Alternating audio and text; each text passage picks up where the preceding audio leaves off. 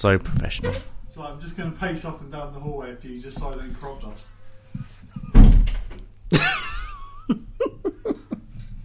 The thing you cooked, what was it called again? Bubble and squeak. The bubble and squeak.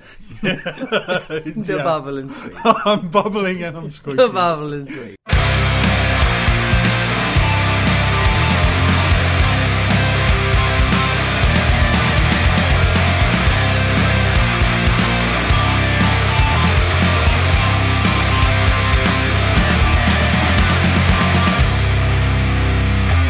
Hey there, frackers. So once again, we are back watching Battlestar Galactica. I am Dan, otherwise known as Twisted View, and I have with me... a man trying to survive this chaotic experience. And Pete. So this was the second part of the two-parter entitled You Can't Go Home Again. So... Why are you laughing already? That's quite poignant because if somebody had farted in your stairwell, there's a good chance you can't get home again. Oh my god! Well, that's what a great start. That's the fastest rerun we're going to have to do on the podcast. It's where we collect ourselves from dick and fart jokes. Okay, right, So, yeah. I was about to say thoughts and feelings, but I might want to specify thoughts and feelings on the I don't know if I'm episode. crying if it's the vapour in the air or if it's just the joke. The bubble and squeak.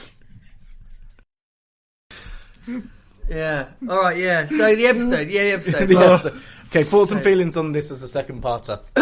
Oh, I thought we were actually going to start again because we just laughed so hard. Oh no! Oh dear God, no! You can't. You can't. You can't. You know. Yeah. I mean. So, my thoughts and feelings on this episode. I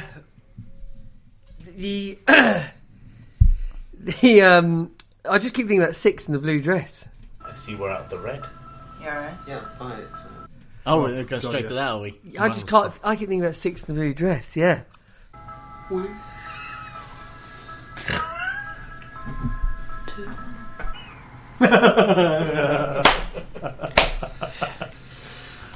Yeah. So, as you mentioned in the episode, are you now beginning to think like this is all in Gaius's head, or are you thinking he is a Cylon? It's in Pete's arse. It's no. It's I think it's in his head. I feel like a lot of the decision making is him, but it's just him questioning his own judgment, and she's like a figment of his imagination to sort of help him make sway his decision, but she's too helpful in some situations. So I'm like, oh, is that really a Cylon implant? Or is that a Cylon trying to help him? I do think it's his subconscious, him wrestling with his subconscious, but yeah, I'm swaying more that way. Obviously, we've got Starbuck now. She's come back. She managed to get off the planet by joyriding in that Cylon It's a Raider. Yeah. So the Raider. Figuring out how to drive it. So we've learned a bit more about the Cylons and how they run their vehicles. And then... Or in effect, that maybe those vehicles are also Cylons in of themselves. Yeah, I mean, to me, it felt like they were part of the system, the ecosystem, the hive mind, I guess you might say that. But and then we've also learnt that Captain Adama, still really cares for Starbuck. And obviously, we spent the entire episode wasting 49% of the fuel reserves to looking for her, which paid off because we got the best fighter pilot back. But we've also created friction between the presidency and the military. Yeah. So I think we've learnt, they've definitely got different agendas, and they're definitely prepared to make different sacrifices. And what was the other thing we got out of that? I think that's pretty much it, isn't it? Yeah, I think that's pretty much rounds up the episode. Yeah. Yep. Good episode. Anything to add to that? Yeah, it's. I think it just solidified just how damn awesome Starbuck is in terms of her resiliency in the face of really bleak odds, but also the fact that she managed to outfly Lee in a ship she's just acquired, which is part engine, part organ, which she's then able to outfly him and then get enough of a message back that she can survive. So that was pretty, kudos. I think you've seen the effect of Adama when he's not to be trifled with when it comes to the things that really matter to him. So clearly you saw it with Lee before, now you're seeing it with Starbuck. Despite their argument, he still very much cares about her. And they didn't really leave much time. They had an argument, she went and then disappeared. It was almost like, it's the things that you say in the heat of an argument, and then you run away from somebody, and then it's just like, well, actually, if you stuck around to talk it out, you might get somewhere. So I thought that was really good. But yeah, I think the other thing as well was Gaius pointing out the folly of the situation that they were in, and then Rosalind rebuked him, but then took that upon herself and used that to go against Adama. So maybe that was her taking the time to consider that. But it's weird because when it was a political opponent, she was very quick, and Tom Zarek, she was like, he needs to be, when it was sort of against her. But this was, why is it that, we can take out a political opponent, but when we're thinking about the safety of the fleet, was there any jeopardy? No. They were all thinking about the what ifs. It wasn't like a clear thing. So I think that was quite interesting, that again, the military versus, we don't leave anyone behind, the politics of a situation, which is, you could put us in danger. And there wasn't really much danger, so the fear that people still have. So my first question that I really have, which was more of an observation but a question to each of you, I found it interesting that Starbuck's on the planet and she's trying to figure out what to do. She's prays to the gods. Oh yeah, I noticed that. And then finds a raider immediately afterwards. And the second part is that, as we know, the Cylons believe in a god. And I thought it was interesting that she was praying to the gods and then finding the Cylon raider could be considered the Cylon god helping her out. Yeah. As opposed to the gods that she yeah, I didn't look at it like that. I mean, I noticed when she said, I've got a little bit more oxygen, just give me a lucky break or something like that, didn't she? And then it turned out the ship was there. I instantly thought, she's going to pilot this to get back to the Galactica. I just didn't know how she's going to do it. I mean, as I mentioned when I was watching it, finding the oxygen inside the vehicle, okay, sure, and yeah, I guess maybe Cylons do need that. I didn't think they did. I thought Cylons were robotic. They didn't need oxygen at all. But she needed that to live. It helped with the episode. I guess, is that a MacGuffin? Is that what you call that? Isn't a MacGuffin like a MacGuffin is something that drives a plot forward. So it could be, for example, the MacGuffin in Avengers Infinity War is the stones. It's what drives the entire plot. But yeah, I sort of see what you mean. Like the raider as itself is the focal point for her. You needed that for her to move forward, and she got a lucky break with the oxygen. My only thing was when she was trying to drive it. I mean, she started sort of comparing it to the vehicles that she flies. I didn't really like that. I mean, I can see the logic for the viewer and for. I mean, there's a big deal of assumption here. Like these robots have some sort of manual control. I liked it, even though it may be pseudoscience, but yeah. I liked the fact that there was. How do I put this? I get what you're saying, like really, but at the same time, at least they were giving me some kind of an explanation as to how she was doing it. So I disagree. I do enjoy that. I mean, to me, it was to get her back on the ship. They needed to do it. They had to wrap it up in the episode. There it was. And there you have it. And there it was. But I did like the whole. She'd wrote her name on the underside of the ship. That was quite. Actually, yeah, right. Yeah, fair enough. Took a gamble. She nearly got shot down by Apollo. She's She's good in the cockpit. Flip the radar upside down, and there you go. So yeah, thank you. It's good. Did you have any thoughts or feelings on that point, Pete, about the praying, the religious aspect, or coincidental?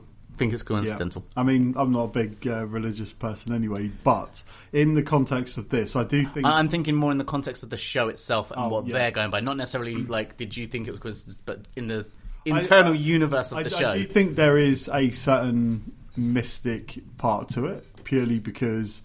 and thinking of it from the scientific aspect, she shot down the raider from space, and it fell from space and wasn't damaged. The way it had landed, you would have almost expected it just to go bang, explode, but it doesn't. So it's like, not only does she find it on all of the planet, given how it all happened. That's what I was thinking as well. It was like she found it was in a good state, and that she, the rest was her. It was all her ingenuity, but she was given the opportunity. Yeah. Even if at first she saw it and went and then was like, "There's something going on." She didn't realise what until she saw the bullet wound, and then she was like, not a bad shot if I don't say so myself. Yeah. And at that point you're kind of sitting there going, man, that's really fortuitous that happened. Yeah. Because all it would have taken is a broken wing and she would never have gotten off. But her Viper, on the other hand, completely messed up. Yeah. So the fact that the Raider made it there, I'm definitely a bit like, it's fortuitous. Something, yeah, definitely that word. I have my Fry skeptical face on.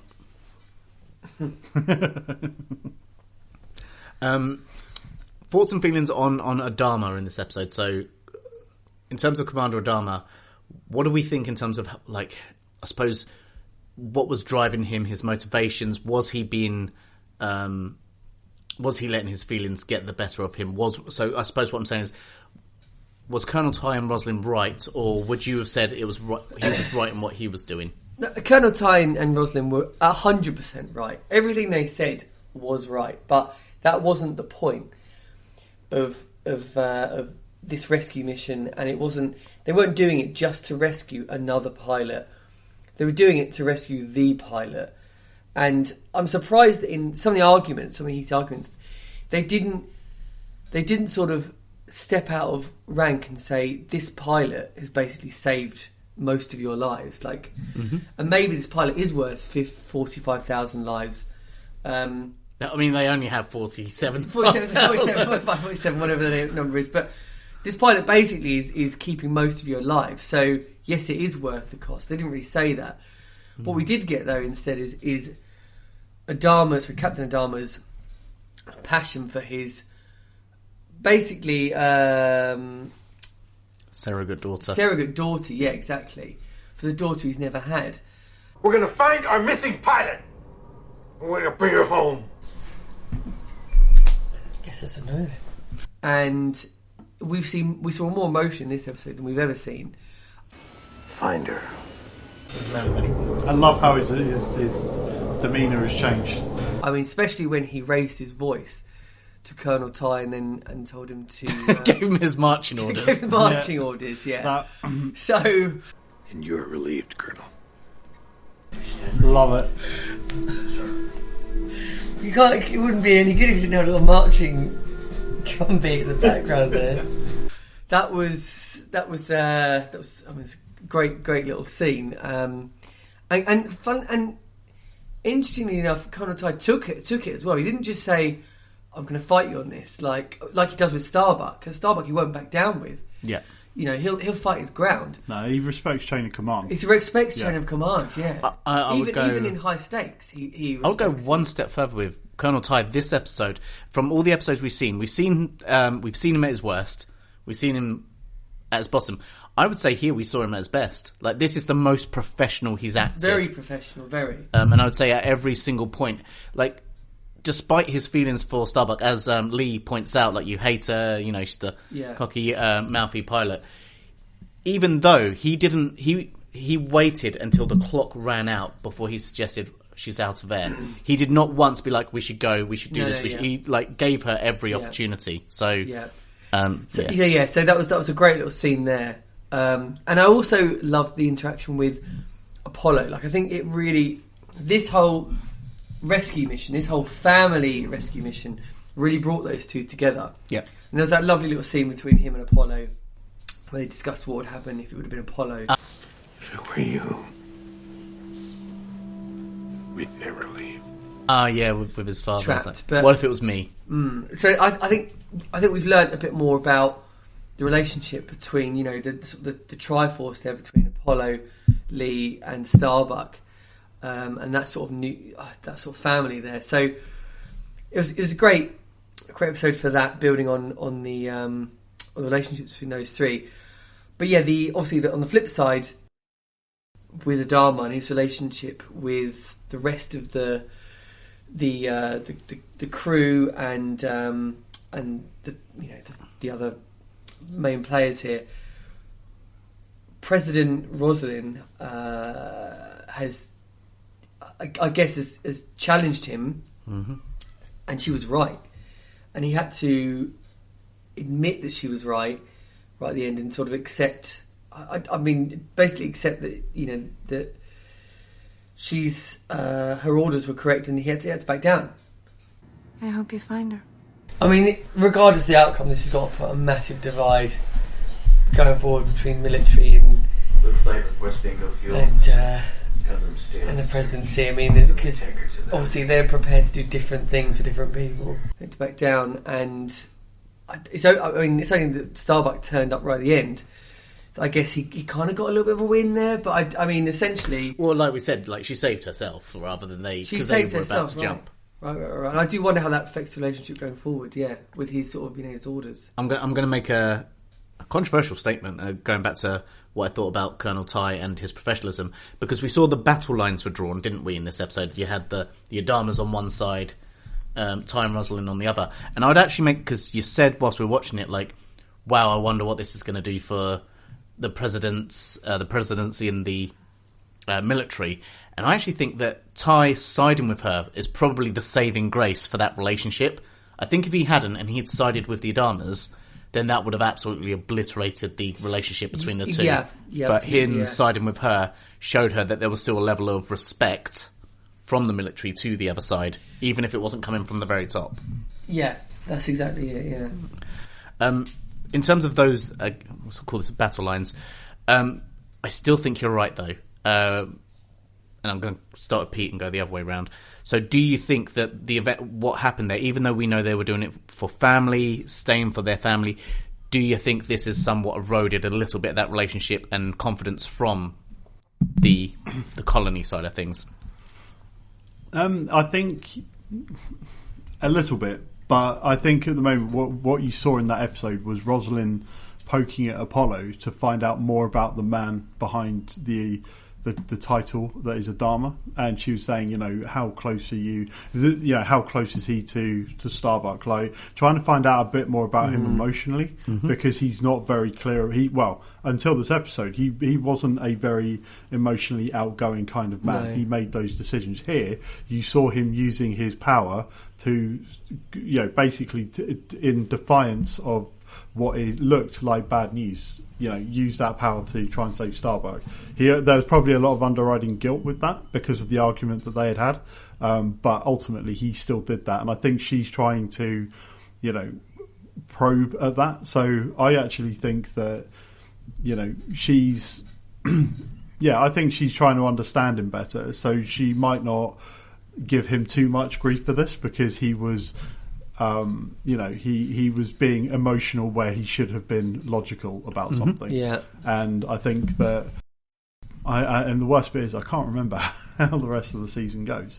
So it's sort of Probably knowing what Rosalind is like, though, because, you know, she will give somebody the benefit of the doubt, you know, and I think that will be the case, but I think she won't forget it, or she will use it further down the line to be like, there have been occasions where, you know, if she needs to challenge him, and she'll remember those people that sided with her, you know, and where those kind of, you know, differences are. Because on this, you would have thought, Apollo would have been on her side, but because it's Starbuck, you know, the Adama men, and, you know, they got the blinkers on.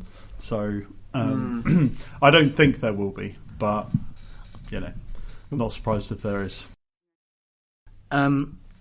So my next question, because we're talking about relationships, Obviously, we have one of our newer pilots, Hot Dog, who's now taken over from Flat Top as the up-and-comer. What did you think about... Flat Top?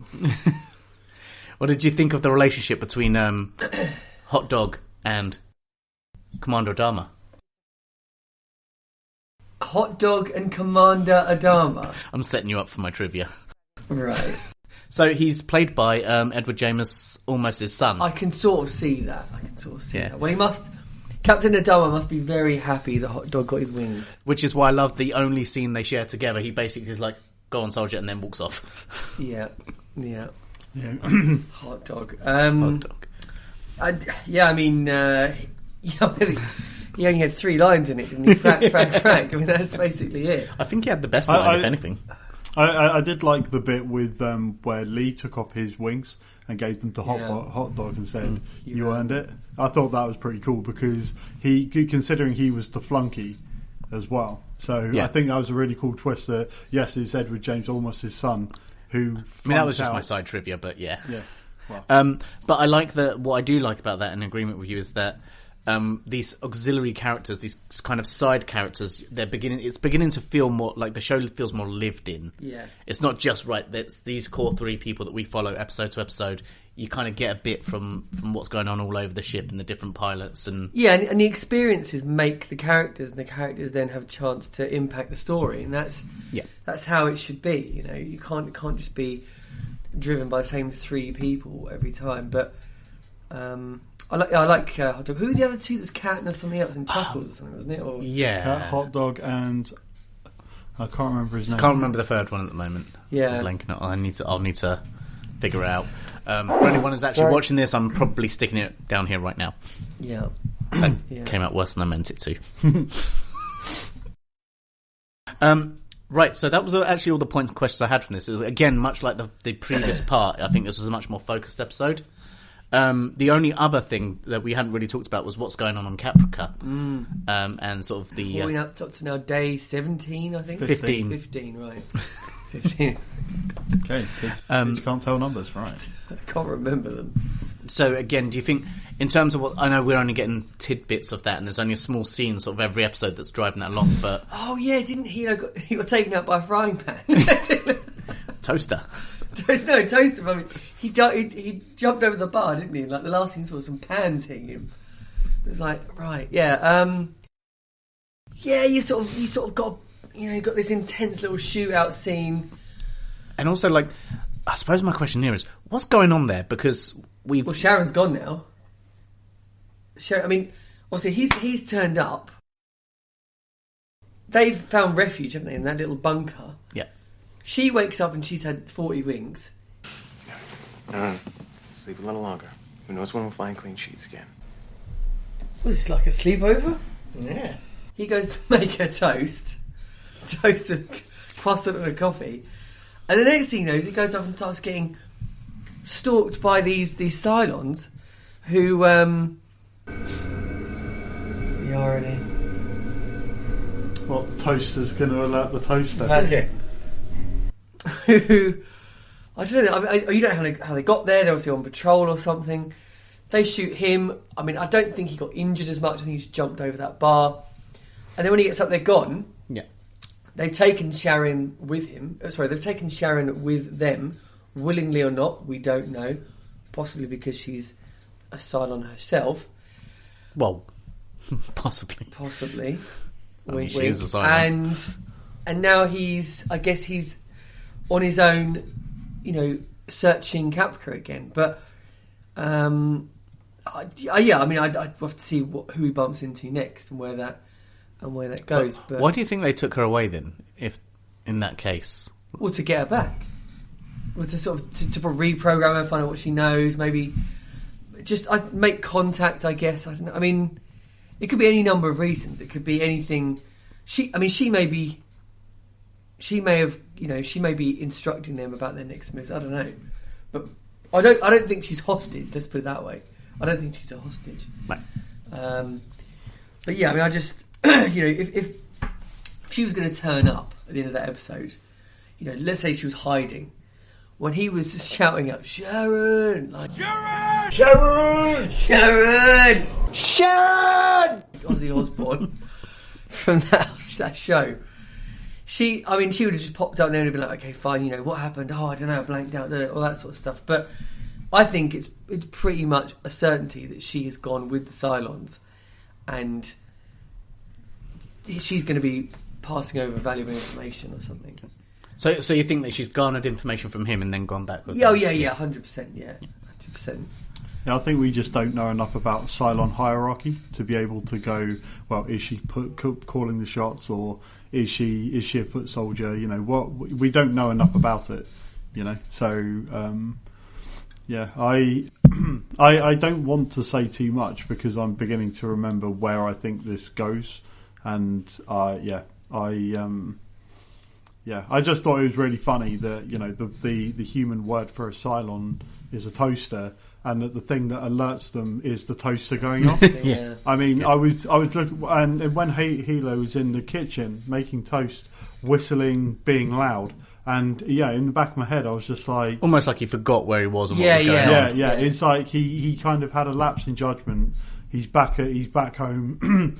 Oh, well, I don't know if he is from Caprica actually, but he's on Caprica. He knows that there are Cylons around, and yet he's walking around making toast and being loud. And I thought that was a bit of a ball drop. But I think the other thing that I liked as well was that was you kind of get the impression that that's in the morning, because you look outside, it's bright, and then when he comes back round, it's sort of like it's a lot darker. It's almost like quite dusky, so it's like and a bit washed out. And I think that was a really good use to kind of reflect the confusion or the fear that he was probably exhibiting at that point, and obviously the concern for Sharon. You kind of get the impression that he's looking at her a bit more than just a military colleague. Just the little things that he's doing, like stay in bed, I'll make you breakfast. I mean, you're in a bunker, hostile situation, and he's playing sleepover. Yeah, exactly. So it's I think that there's so much that will develop there. But I mean, the other thing we're forgetting is that you could just run off like walk of shame. Well, this happens to everyone, right? She might have been really happy about it. It'd be a stride of pride, Stride of pride. Yeah, some people are quite happy when they get some. The Cylons turn up. It's like, Mum and Dad, I'm home. Shit, I've got to get out of here. Yeah, exactly. But yeah. Okay. So, any final thoughts on anything else that we haven't gone over or anything discussed? In this episode, who else did we look at? When I mentioned, obviously, briefly that they're burning through resources. A bunch of times they couldn't fly any of the planes because they needed fixing up or wreck. So, again, just a small thing, but they're just letting you know resources still a problem. There's still quite an intense, delicate situation for the human race. Everything needs to be counterbalanced. Everything needs to be measured correctly. We can't just be doing whatever we want. I think at one point they referenced they might have to jump because the Cylons will be after them. So I'm expecting the next episode the Cylons to find them again. I feel like we've gone through a bunch of episodes now where the Cylons have just left them alone. So I'm expecting that story to pick back up as we get to the next episode. Okay. Anything from you, Pete? I just like the fact that we've had our second two-parter, and I do like these particular episodes because, like you said, it tells a more focused story and not necessarily around the bigger picture, which we didn't really see a lot of in these last two episodes.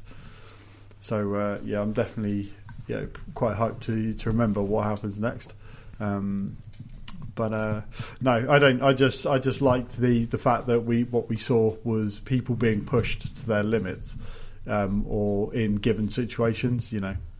What would Adama do for his family? What would Kara do in a really tough situation?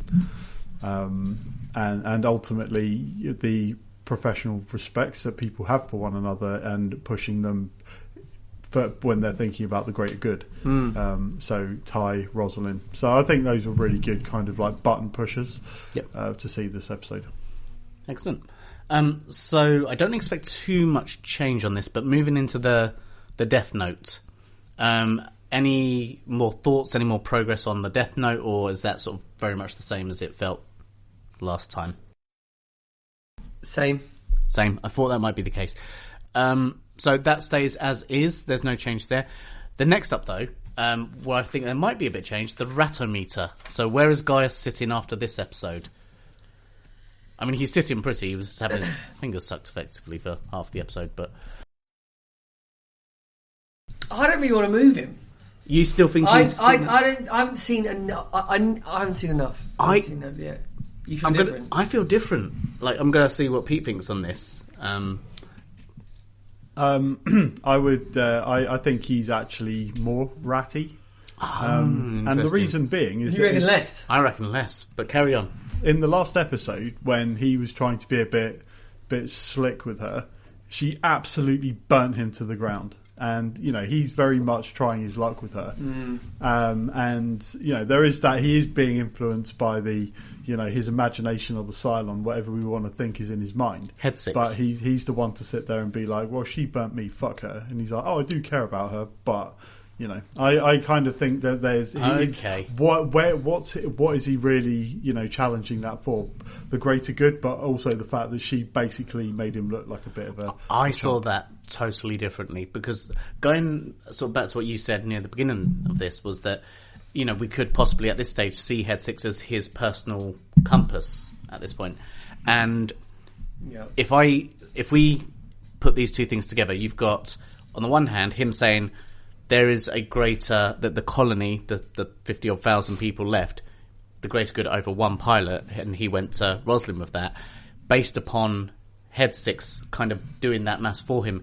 I saw him, because of the way she said it to him, she was sort of indicating like, there's a bigger thing we need to be doing for the greater good, despite the fact that you have personal feelings that you want to get with this particular pilot. You need to think about the greater good over your personal feelings of wanting to get with her. So to me, I kind of saw it as him going, look, we need to cut our ties and carry on. Actually kind of synced in with Roslin and Ty, and we had agreed that both of them were in the right in this episode. And that's why for me, Ratometer wise, I think that I didn't see anything that was completely self-serving in what he was doing this episode. Listen, for me, I just thought he was doing his usual thing. I didn't see him do any big power plays or anything mischievous. So for me, it just sits as the 7 he was last time. 7. I mean, I'd say this episode is more edging towards a 5 to 4. In terms of this episode, singularly. Steady on, Pete. Nah. He's like 4-10. He's rad. I don't buy it. I still think he's a 7. I think. 7? Yeah, definitely.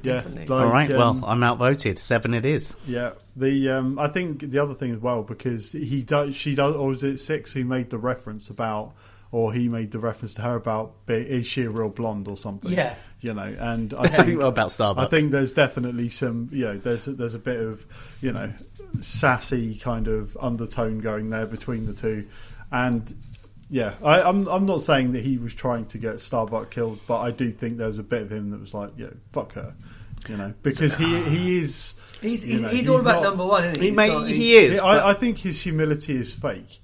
Yeah, completely. So completely. It's sort of he's all about self-preservation. Yeah. I think Starbuck is a challenger to that. Yeah. She pushes his buttons, and when he tried to get something, I don't see it that way necessarily, because as strong a woman as she is, from Gaius Baltar's perspective, he just sees her as a conquest. Like, he doesn't see all those other elements of her. He doesn't see her necessarily... Like, he likes to spar with her intellectually and stuff, and then play cards and all that sort of stuff. But I see from him, he just sees her like he sees any other woman, which is, this is an opportunity... Plaything, yeah. Yeah, in that manner. She's playing, but she's not playing how he wants. But I suppose where I disagree with you is that I don't think that he's like, screw her, she's done. Yeah. I do think that he has, because she's playing the game against him, I think he's interested in her, and that's where Head 6 is coming in and being like, oh, well, is she a real... Like, it's his head coming like... Yeah, completely. Like, completely. she's under his skin. Yeah, completely. His head is all over the place, and he's... As much as he's fighting for survival, with the world around him, and his head's instructing him to do that. I just love that scene. Was just sitting there like this. You like, okay there, yeah. Doctor? There's a And part. I wish it because you do kind of see him doing that in the air, but it's almost like I wanted to see Rosalind in the background, just kind of like looking at up him, yeah. and going, "The fuck is this clown doing?" But part of his mind is wrestling with these other characters that he's having to deal with, and it just came out there. But with Starbuck, he's. I don't think he's. As you know, it's a conquest, but he acknowledges the fact that she's a strong-willed woman, and I think psychologically they're quite. They sort of clash heads, don't they? Whenever they play that poker game. So yeah. Although I see it more as flirting than clashing. Do you not think? Do you not think they're sort of challenging each other from a sort of like? I think they're challenging each other, but I don't think it's antagonistic. Oh right, okay, fine, fair enough. I do agree with your earlier statement, though. That blue dress was utterly scandalous. Brilliant. Yeah, she's only in the scene for a short period of time. Big impact. Big impact. The title of your next action film is it? Big Impact. Big Impact, starring Steven Seagal. No. Which leads us finally to, and I don't expect there to be much movement on this, the Cylon detector. Right. Well, not big. No, not a lot of movement, but I do think Gaius could be a Cylon now. So, are you He's officially kind of hovering adding in that zone? I can't really get over how much interplay? yeah he's having with Six, and either he's ridiculously intelligent to the point where Where he's insane. he's wrestling with himself because he knows the right answers, but he's fighting them every time. He gets It's dragged like into he these needs a sounding conversations. board. It's Yeah, like it's that's what Caprica. That's the way I look at her. Is that she is to him is sort of like his own intellect, like challenging itself, and it manifests as her. And she challenges that, and then kind of pushes back, and it's sort of like It's either all that going on, or legitimately he's a Cylon, talking to another Cylon in some sort of network. Then, and he's just going back and forth about what he thinks is the right or wrong decision. It's just to me it just seems under that mentality. Then could you maybe make that argument as the same he's argument we fighting to be made? human. Which goes back to the previous episode with Boomer in the episode Water. Would you then also make, because we talked about nature versus nurture then, where she was fighting her Cylon programming.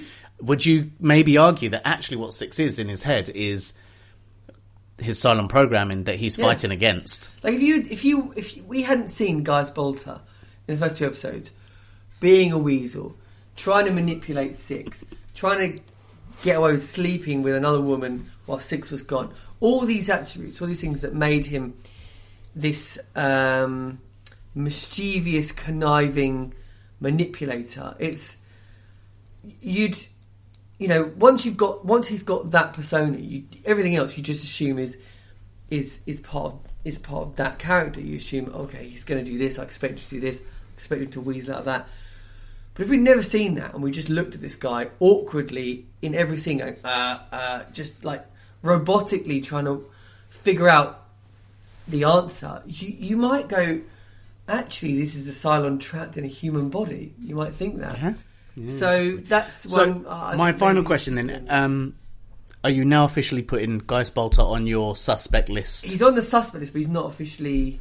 Well, we obviously outside of the official Cylons, we've been told we can't really say if anyone officially is yet until we find out. So, is there a middle ground? Can we put one in the middle ground? Well, I'd say that when I'm asking you flaky. about the Cylon detector, I'm asking you about your suspicions. So, would you officially say you're suspicious? I'm suspicious, but I guess he can't go on the list yet, can he? You can if you want to put him there. You can put on for this one. I will allow you to put on or take off anyone you want at any point without penalty. Without penalty. Without penalty. There may be a payment penalty from the 25 pence we make from this. Yeah. And we might, call you out and ask why you think that. It's not like it's a roulette table where you're sitting there going. Yeah, you can't willy nilly just take Boomer off the table now. Yeah. Oh, I see. Well, because she's official. Let's keep him off. But potentially he's He's edging. He's edging. If I get towards more, the he's red. going on. Yeah. Okay. Oh, he's edging in more ways than one. But he's Especially with those wank palace streams. Jesus. Guys, this fuck Palace. Mind fuck Palace. Oh, dear. Okay. Any more for any more? No. no, that's it. Okay, so say we all. So say we all.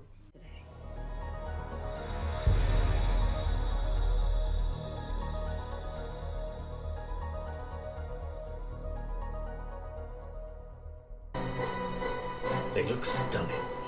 Yeah, yeah, right. Look, incredible.